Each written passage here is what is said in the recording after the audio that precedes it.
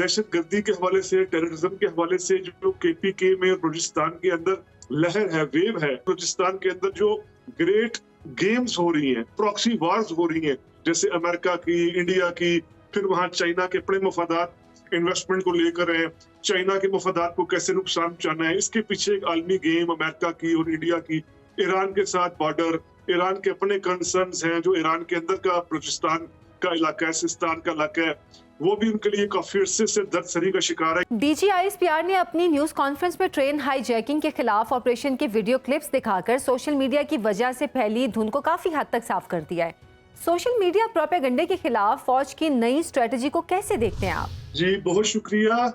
फौज की नई स्ट्रेटजी खास तौर पर जो DG ISPR साहब ने कहा है कि अब जो रूल्स ऑफ द गेम हैं वो तब्दील हो जाएंगे, तो इसमें बहुत कुछ है समझने के लिए। सिर्फ इसमें यह है कि एक हमें फर्क करना चाहिए कि जब का ये जाफराबाद ट्रेन हादसा हुआ है, इसके बाद से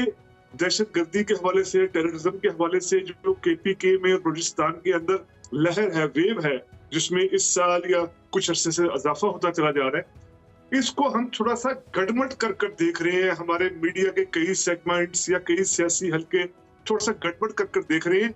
यहाँ ये समझने की जरूरत होगी कि KPK में टेररिज्म की और बलूचिस्तान में टेररिज्म की डायनामिक्स बिल्कुल मुख्तलिफ है और अलग है। बलोच हकीकी नुमाइंदे हैं, उनको क्या वाकई ही नुमाइंदगी दी जा रही है, पॉलिटिकल पार्टिसिपेशन का मौका दिया जा रहा है। उसके बाद फिर जो बलूचिस्तान के अंदर इकोनॉमिक रिसोर्सेज की तकसीम है जो इंतहाई गलत है, क्योंकि वहाँ की हुकूमतों पर जिस तरह करप्शन, जिस तरह गबन, जिस तरीके से वो पूरे के पूरे आता है कि हेल्थ के, एजुकेशन सेक्टर के, इंफ्रास्ट्रक्चर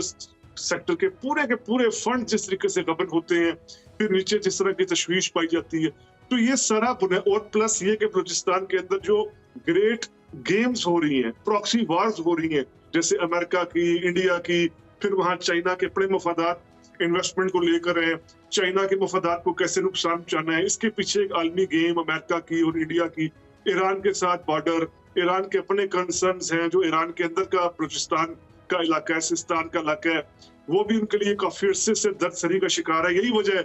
कि ईरान ने पाकिस्तान में जो बलोच नेशनलिज्म है, इसको ये ईरान को भी सूट नहीं करता। यही वजह है कि 70s में जब मैंगोस के खिलाफ ऑपरेशन हुआ था, तो भुट्टो साहब को उस वक्त शाह ईरान ने भरपूर सपोर्ट फराहम की थी। प्लस ये कि अफगानिस्तान के साथ भी बॉर्डर जो बलूचिस्तान का है, तो ये सबसे पहले हमें इन दोनों सूबों की डायनामिक्स को अलग कर समझना होगा जो दहशतगर्दी के हवाले से। जी अच्छा उमर साहब, जाफर एक्सप्रेस के अगवा की इब्तदाई खबर के बाद हुकूमती और फौजी हुकाम की जानिब से मुकम्मल खामोशी रही। इस दौरान अफवाहों का बाजार गर्म रहा। क्या ये अच्छा ना होता कि अंधेरे में रखने की बजाय वक्तन फक्तन हालात से आगाह किया जाता रहता? हाँ जी, जिस तरह मैंने अर्ज किया कि इस तरह के जब टेररिज्म के बड़े वाकयात होते हैं तो जरी बात है उसको पहले समझना ही पड़ता है। या तो हो कि वो खुलकर एक हमें नजर आ रहा हो जी कि क्या हुआ है। जैसे याद कीजिए 2014 का साने APS हुआ था,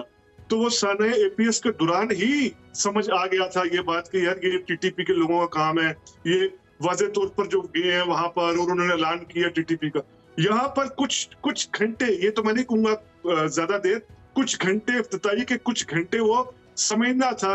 डिकोड करना था इस इशू को कि क्या हुआ है, ये कैसे हुआ है, ये किसने किया ये। अब आप याद कीजिए कि जैसे ये वाकया होता है उसके बाद पाकिस्तानी मीडिया के अंदर भी मुख्तलिफ, यानी शुरू की मैं बात करूं इब्तिदाई घंटों की, अलग अलग तरह के तज्जिए, जी ये इसका काम है, ये उसका, ये उस ग्रुप का काम है, कोई कहता है TTP का काम है। कुछ देर बाद फिर हुआ जी ये BLA का है, जब BLA ने जिम्मेदारी भी कबूल की। तो इस तरह होता है, लेकिन मैं आपकी इस बात को बिल्कुल मुस्तरद नहीं करता कि जब ऐसा वाकया हो रहा हो तो ऐसे वाकयात में रूमर्स का, अफवाहों को कुचलने के लिए, अफवाहों को खत्म करने के लिए सबसे बेहतरीन तरीका ये होता है कि आप पूरे मीडिया को तो नहीं, लेकिन एटलीस्ट जो है वो सरकारी मीडिया है उसको वहां तक एक्सेस, थोड़ा सा जो जहां ये एक्सीडेंट हुआ है उसके आसपास एक्सेस दें, ताकि वो जो है वो थोड़ा सा अवाम को फ्लो पता चलता है मालूमात। अच्छा, इंटरनेशनल मीडिया दहशत गर्दों के खिलाफ फौजी कामयाबियों को धुंधलाने की कोशिश में हमेशा मनफी पहलुओं को छानने की कोशिश करता है।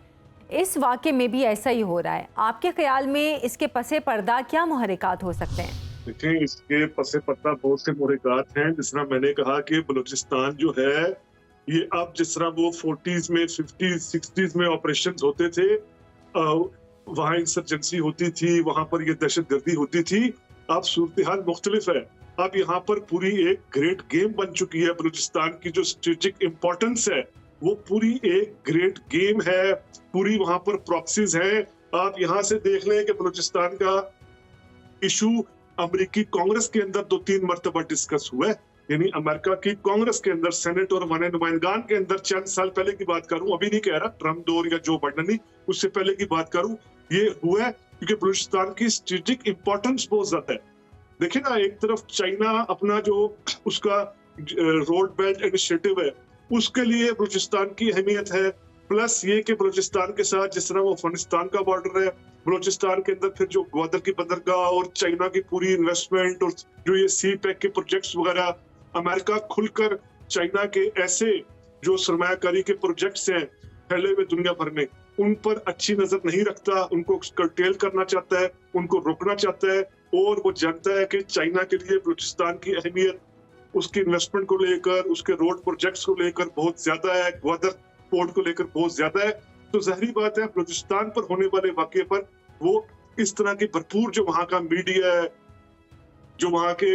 डीप एस्टेब्लिशमेंट के हिस्सों की मुख्तलिफ तरह की वॉइसेस हैं, वो ऐसे वाकयात को बढ़ा चढ़ा कर पेश करती हैं। जी बलूचिस्तान में ये हो गया, बलूचिस्तान में देखें जी ट्रेन को हाईजैक कर दिया गया, ताकि वो एक हसल बसल रहे, एक ऐसा रेस्टिव एरिया के तौर पर पेश किया जाए कि जहां पर चाइना भी इतनी इन्वेस्टमेंट ना कर सके, जहां पर मोरल डाउन हो कि इस सूबे की सूरत हाल तो ऐसे है। क्योंकि जब हम कहते हैं ना मीडिया, अमेरिका, इंडिया, ये जितना मर्जी डेमोक्रेटिक कंट्रीज हों, जमहूरी ममालिक हों, क्लासिकल मसाले हों जमहूरी मुल्कों की, अमेरिका दुनिया की पुरानी डेमोक्रेसी हो, इंडिया दुनिया की सबसे बड़ी डेमोक्रेसी कहलाता हो, लेकिन हमें याद रखना चाहिए